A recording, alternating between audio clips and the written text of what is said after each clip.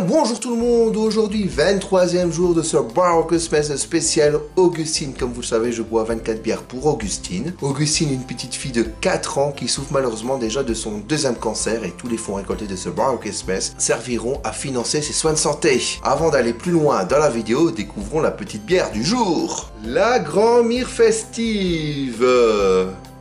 Encore une bière que je ne connais pas du tout, bière artisanale biologique, Grand-Mère festive, 9 degrés d'alcool, donc ça à mon avis ça va être très sympa. Brasserie du Paradis SARL, le site internet grandmire.be, il me semble qu'ils ont aussi une page Facebook, à conseiller de préférence avant le juin 2024, il n'y a pas de souci, elle sera bue bien avant. Il y a le petit logo bière locale, voilà hop, si vous voulez scanner en même temps le QR code, allez-y, faites-vous plaisir.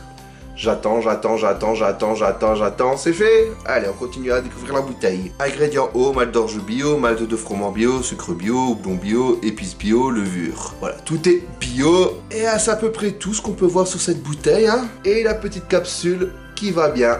J'ai hâte de découvrir cette petite bière. Voilà comment j'ai servi ça, avec la mousse tout juste. Je sais pas si vous allez le voir à l'écran, mais j'espère que ça va pas déborder. Donc on voit qu'elle pétille bien, une belle mousse, et j'espère que la mousse va pas déborder.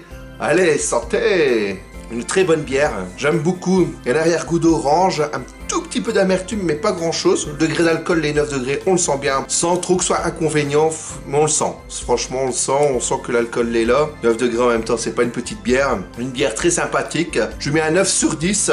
Elle les mérite amplement, c'est vraiment une très bonne bière, j'adore. Moi je bois une petite goutte, santé! Pour finir, on va aller voir sur internet qu'est-ce qu'on dit de cette bonne bière. Grand-Mère festive, donc on peut l'avoir en 33 en 75 centilitres. La Grand-Mère festive est une bière blonde triple. On le sent, au goût on le sent que c'est une triple. Elle se caractérise par une épaisse mousse avec des notes d'orange amère et de coriandre. Voilà, c'est à peu près tout sur cette bière. La brasserie, on en a déjà parlé dans une précédente vidéo, donc vous voulez savoir un peu plus sur cette brasserie. Allez checker mes anciennes vidéos sur la Grand-Mère, c'est pas compliqué, il y a eu 2 Grand-Mères.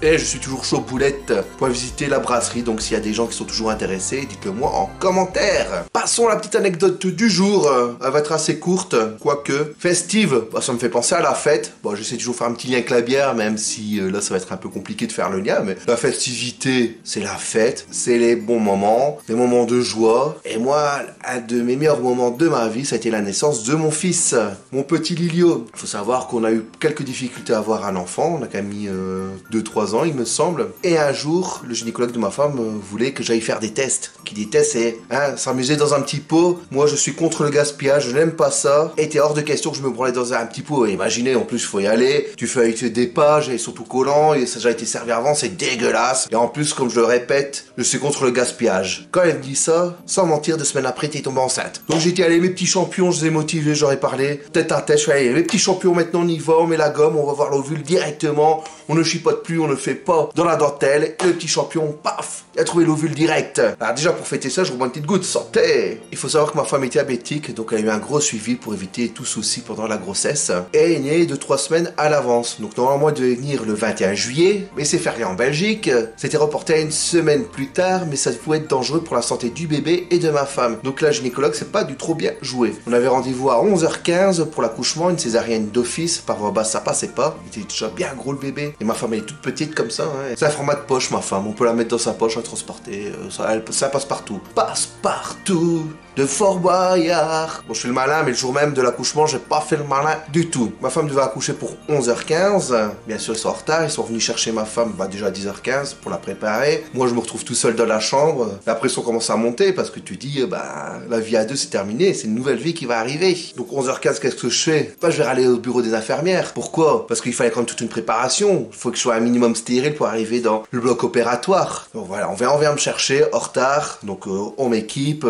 Les 2 infirmières s'occupent de moi. Attention, il n'y a pas de malentendu, hein. Elles s'occupent pour m'habiller, quoi. En plus, il fallait trouver un grand format pour moi. Voilà, il n'y a pas de sous-entendu, hein. J'étais déjà assez stressé comme ça ce jour-là. Et me voilà enfin dans le bloc opératoire auprès de ma femme et c'était vraiment impressionnant. Il y avait énormément de monde. Sans mentir, il y avait une quinzaine de personnes. Ma femme couchée, il J'avais déjà le bidou à l'air, donc je mets vraiment ma tête à côté d'elle pour vraiment rien voir, parce que moi, il faut savoir, une goutte de sang, je tombe dans les pommes. J'ai horreur de ça. Je vois une petite goutte de sang, une blessure, même une blessure sur moi ou sur quelqu'un d'autre. Terminé, bonsoir, il n'y a plus de Greg. Et pourtant, j'ai mon brevet de secourisme, donc ça promet. Hein. Notre plus grande crainte, c'était de ne pas entendre Lilio à la naissance. Et ça a été assez vite. Enfin, ils ont de la misère à le retirer. Et on a entendu tout de suite les premiers cris, et ça fait un peu bizarre quand même. Hein. Donc à mon avis, ils font les premiers soins, et 10 minutes après, ils nous le rapportaient, ils l'ont mis contre ma femme, et le problème c'est qu'il glissait, il avait déjà son petit poids, hein, 4,50 kg. En plus, il faisait vraiment froid dans cette chambre d'opération. Et me voilà avec mon petit Lio dans mes bras, voyager dans les couloirs, tout le monde félicitations. Je me rappelle qu'on est passé par une chambre de réveil, des gens à moitié endormis ou à moitié réveillés qui venaient se faire opérer, t'as tout le monde, félicitations monsieur, merci, merci. J'ai fait le pot à pot avec mon fils, et c'est tété. Et c'est, oh, il y a des nichons. Mais non, moi il n'y a rien, il n'y a pas à part de la bière qui pourrait sortir de là, je ne vois pas d'autre chose qui pourrait sortir de là. Donc le malheureux, il n'y a rien eu à boire tout de suite.